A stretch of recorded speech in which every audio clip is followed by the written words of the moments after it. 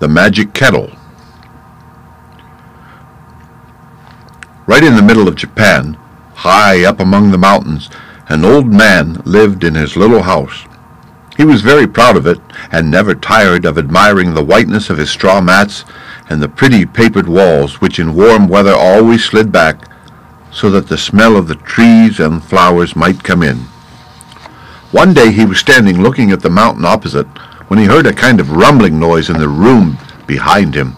He turned round, and in the corner he beheld a rusty old iron kettle which could not have seen the light of day for many years.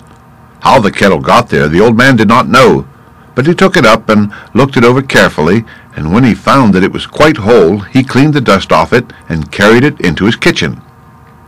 "That was a piece of luck," he said to himself. "A good kettle costs money, and it is well to have a second one at hand in case of need.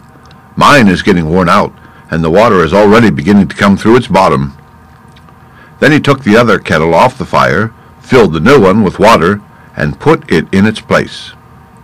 No sooner was the water in the kettle getting warm than a strange thing happened, and the man who was standing by thought he must be dreaming. First, the handle of the kettle gradually changed its shape and became a head, and then the spout grew into a tail, while out of the body sprang 4 paws, and in a few minutes the man found himself watching not a kettle, but a tanuki. The creature jumped off the fire and bounded about the room like a kitten, running up the walls and over the ceiling till the old man was in an agony lest his pretty room should be spoilt. He cried to a neighbor for help, and between them they managed to catch the tanuki and shut him up safely in a wooden chest. Then, quite exhausted, they sat down on the mats and consulted together what they should do with this troublesome beast. At length they decided to sell him, and bade a child who was passing send them a certain tradesman called hmmm. When hmmm arrived, the old man told him that he had something which he wished to get rid of, and lifted the lid of the wooden chest where he had shut up the tanuki. But to his surprise no tanuki was there, nothing but the kettle he had found in the corner. It was certainly very odd, but the man remembered what had taken place on the fire and did not want to keep the kettle any more. So, after a little bargaining about the price, hmmm went away carrying the kettle with him. Now, hmmm had not gone very far before he felt that the kettle was getting heavier and heavier, and by the time he reached home he was so tired that he was thankful to put it down in the corner of his room, and then forgot all about it. In the middle of the night, however, he was awakened by a loud noise in the corner where the kettle stood, and raised himself up in bed to see what it was. But nothing was there, except the kettle, which seemed quiet enough. He thought that he must have been dreaming and fell asleep again, only to be roused a second time by the same disturbance. He jumped up and went to the corner, and by the light of the lamp that he always kept burning, he saw that the kettle had become a tanuki, which was running round after his tail. After he grew weary of that, he ran on the balcony, where he turned several somersaults from pure gladness of heart. The tradesman was much troubled as to what to do with the animal, and it was only towards morning that he managed to get any sleep.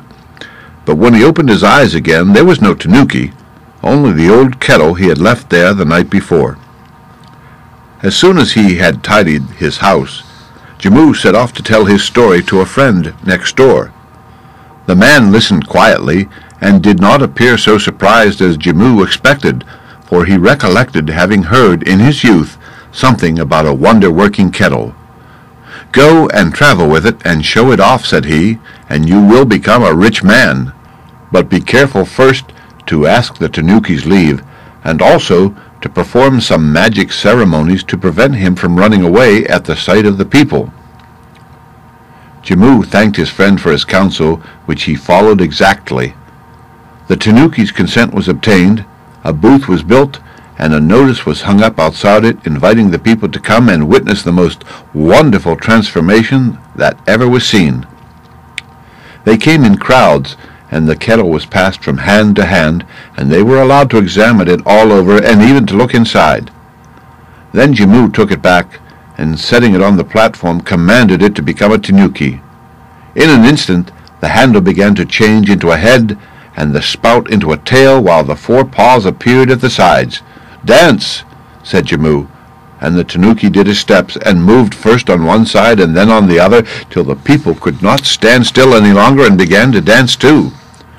Gracefully he led the fan dance, and glided without a pause into the shadow dance and the umbrella dance, and it seemed as if he might go on dancing forever. And so very likely he would, if Jimmu had not declared he had danced enough, and that the booth must now be closed.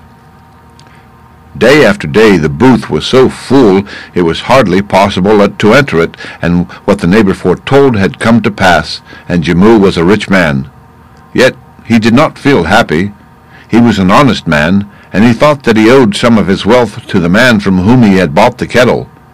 So one morning he put 100 gold pieces into it, and hanging the kettle once more on his arm, he returned to the seller of it. "I have no right to keep it any longer," he added when he had ended his tale, "so I have brought it back to you, and inside you will find 100 gold pieces as the price of its hire." The man thanked Jimmu, and said that few people would have been as honest as he.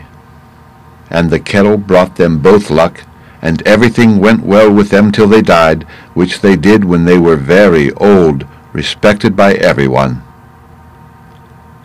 The end.